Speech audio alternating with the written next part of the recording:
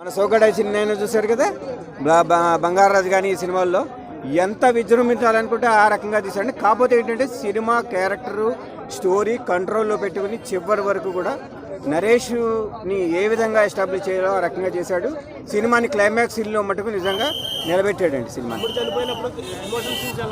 అబ్బాబ్బా అది ఎమోషన్ చెప్పకండి, నిజంగా ఎమోషన్ సీన్స్ కన్నా డైలాగ్ కన్నా కూడా డైరెక్షన్ వాల్యూ ఎక్కువగా ఉందండి. నిజంగా అటువంటి డైరెక్షన్ ఈ మధ్య కాలంలో నేను ఎప్పుడు చూడలేదు. నిజంగా ఫస్ట్ సినిమా ఇంత బాగా చేస్తాడని చెప్పేసి అనుకోలేదు, చాలా బాగా.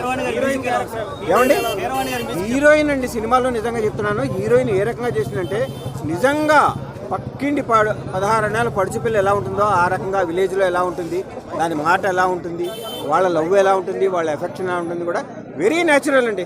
స్టోరీలో ఏ విధమైన ఆర్టిఫిషియల్గా ఉండడం కానీ అది కానీ నిజంగా ఆయన చేసింది బ్లాక్ బస్టర్ మూవీ అండి. ఆ సమయంలో చాలా బాగుంది అన్న. నిజంగా సినిమా నా సామి రంగే అన్న, ఒకటి కాదు రెండు కాదు, ప్రతి సీన్ ప్రతి షాట్ అట్లే ఉన్నాయి.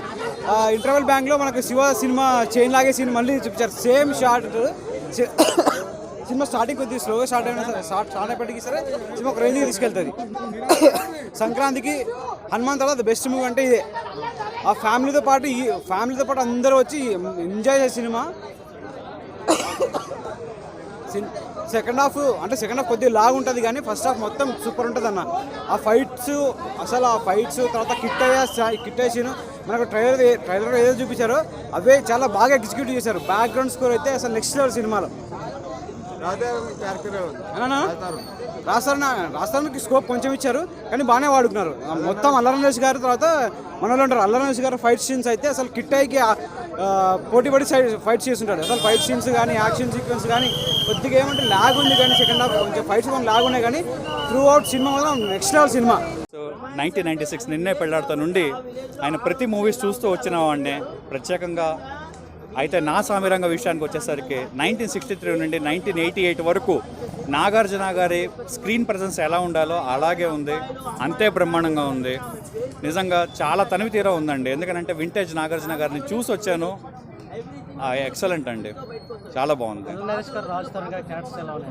ఇప్పుడు నాగార్జున గారి, రాజ్ తరుణ్ గారి, నాగార్జున గారి, అల్లరి నరేష్ గారు, అలాగే వీళ్ళ ముగ్గురు వీళ్ళ కొలాబరేషన్స్ చూస్తుంటే చాలా బాగుంది.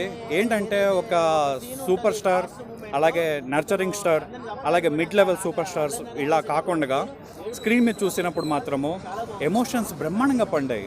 ఇంత బ్రహ్మాండంగా పండుతుందని నేను అసలు అనుకోలేదు. చాలా బాగుంది, వెరీ హ్యాపీ. ఒక సంక్రాంతి పండగకి ఒక బ్రీజీ మార్నింగ్ ఇలాంటి మూవీ చూసి వచ్చినందుకు చాలా ఆనందంగా ఉంటుంది. కీరవాణి గారి బ్యాక్గ్రౌండ్, కీరవాణి గారి, నాగార్జున గారి కొలాబరేషన్ నేను 1995 హలో బ్రదర్, అలాగే శ్రీరామదాసు, అలాగే అన్నమయ్య, ఇలా మరికొన్ని, అలాగే నా సామిరంగా ఇప్పుడు చూస్తున్నాను కదా.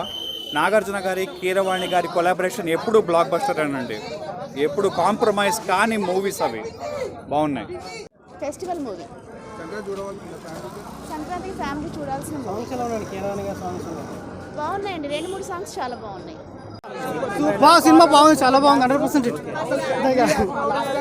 Super successful hit cinema. Vijay director super ఉంది, డాన్స్ కూడా బాగుంది, పాటలు కూడా బాగుంది, అన్ని సాంగ్స్ బాగా సూపర్. లవ్ స్టోరీ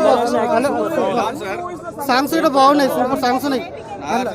నాగార్జున అయితే గ్లామర్స్ ఎండిపోయింది అసలు సినిమాలో. అసలు ఎంత మచ్చలేని మనిషి అంటే నాగార్జున. సోగాడు బ్యాలెన్స్ సూపర్ చేసిన డైరెక్టర్. ముగ్గురు నాగార్జున సూపర్. సెంటిమెంట్ చాలా బాగా తీశాడు. ఈ సినిమాలో హైలైట్ ఏంటంటే నాగార్జున గారు మా శివ తర్వాత మళ్ళీ ఇప్పుడు చైన్ పట్టాడు. శివ మూవీ తర్వాత మళ్ళీ చైన్ పట్టిన మూవీ ఇదే మూవీ.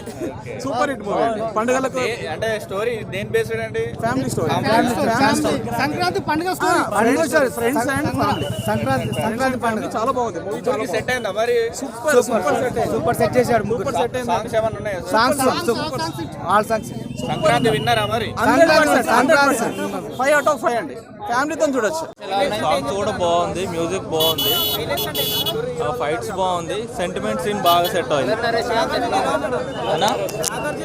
నాగార్జున గారు సూపర్ అన్న, ఎవర్ గ్రీన్ కింగ్, అంతే కింగ్ ఈజ్ సూపర్, అసలు ఎక్సలెంట్, బాగుంది అన్న, ఎక్సలెంట్, సూపర్ గా ఉంది. మోర్ అయితే సూపర్ ఉంది, సెంటిమెంట్ సూపర్ బాగుంది. బాగుంది. King is back. అన్న సినిమాలో ఉంది బాగుంది. అల్లరి నరేష్ చనిపోయినది బాగుంది, మంచిగా ఉంది. పట్టించుకోపిల్ల బాగుంది పాట. హిట్ కొడతారు సరుకు తగ్గేది తెలియదు సార్. నాగార్జున మంచిగా చేశారు. నాగార్జున యాక్టింగ్ బాగా చేశాడు. నాగార్జున గారు అల్లరి నరేష్ చనిపోవడం అది సెంటిమెంట్ మస్తు వర్కౌట్ అయిపోయింది. నాలుగిట్లో బెస్ట్ మూవీ అంటే మన నాసామి రంగ చాలా బాగుంది. సారీ ఎక్కడ చూడొచ్చు, మస్ట్ వాచ్. బెటర్ కంబ్యాక్, అన్ని సూపర్. మనం కీరవాణి గారు ఎక్సలెంట్ డైరెక్టర్ కూడా ఫస్ట్ సినిమా బాగా చేశాడు.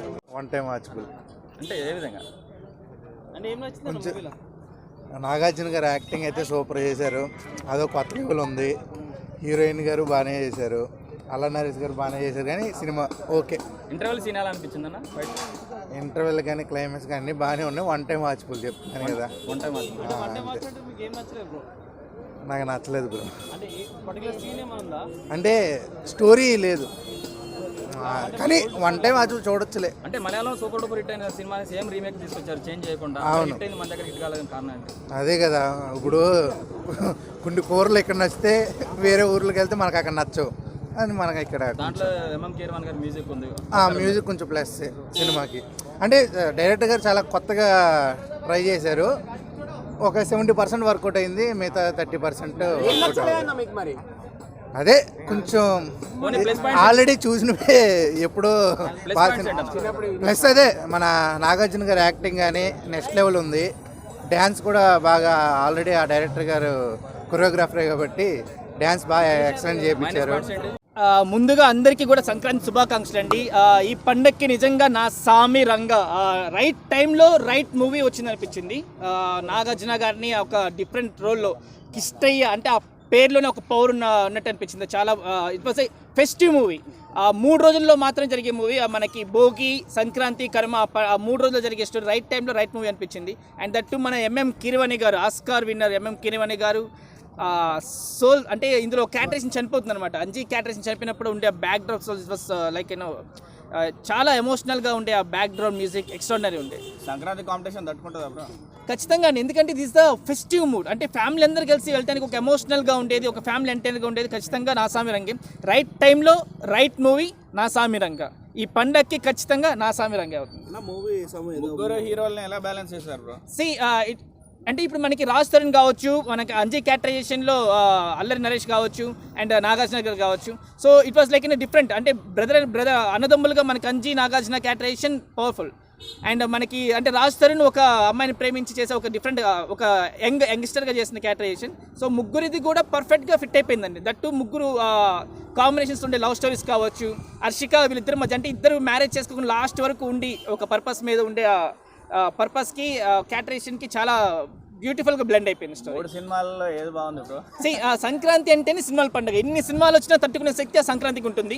ఈవెన్ మన ఈగలు వచ్చినా కానీ తట్టుకునే శక్తి ఆ సంక్రాంతికి ఉంటుందండి ఖచ్చితంగా. సో మనం సంక్రాంతికి ఇంకేం చేస్తాం, ఇంట్లో కొత్త బట్టలు వేసుకుంటాం, ఇక్కడికి సినిమాలు చూస్తాం, అంతకుమించి ఇంకేం ఉండదు కదా. So we enjoyed all the movies. Nagarjuna గారిది అయితే ఇలా చూడటం నాకు చాలా అంటే కొన్ని ఉంది. విజయ్ బిన్ని గారి ఇందులో కొన్ని క్యాటరేషన్స్ ఉంది. చైన్స్ ఉంటుంది ఇందులో. ఒకటి ఇంటర్వల్ బ్యాంక్లో వచ్చే ఒక చైన్ సీన్, దానికి గూస్ బంప్స్ అండి. అంటే ఎక్స్పెక్ట్ చేయలేదు.